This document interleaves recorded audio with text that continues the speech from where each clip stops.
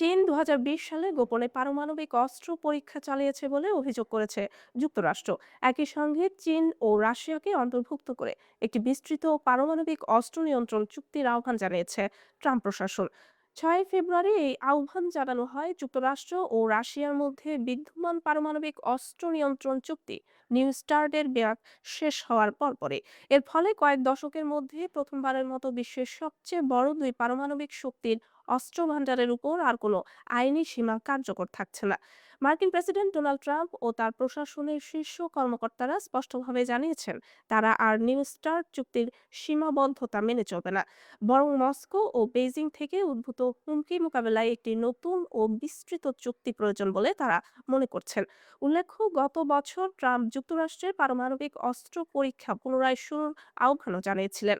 ভিয়েনায় অনুষ্ঠিত এক বৈশ্বিক নিরস্ত্রীকরণ সম্মেলনে যুক্তরাষ্ট্রের অস্ত্র নিয়ন্ত্রণ ও আন্তর্জাতিক নিরাপত্তা বিষয়ক under secretary of state Thomas DiNanno বলেন, যুক্তরাষ্ট্র সরকার নিশ্চিত যে চীন পারমাণবিক বিস্ফোরণমূলক পরীক্ষা চালিয়েছে।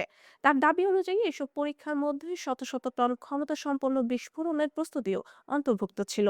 ডিন্যানো জানান, ২০২০ সালের ২২শে জুন চীন এমন একটি পরীক্ষা চালিয়েছে, তবে এ বিষয়ে বিস্তারিত কোনো তথ্য প্রকাশ করা হয়নি। যুক্তরাষ্ট্রের এক সাবেক জ্যেষ্ঠ কর্মকর্তা সিএনএনকে জানিয়েছিলেন ওই পরীক্ষা সংক্রান্ত তথ্য সম্প্রতি গোপনীয়তা মুক্ত করা হয়েছে।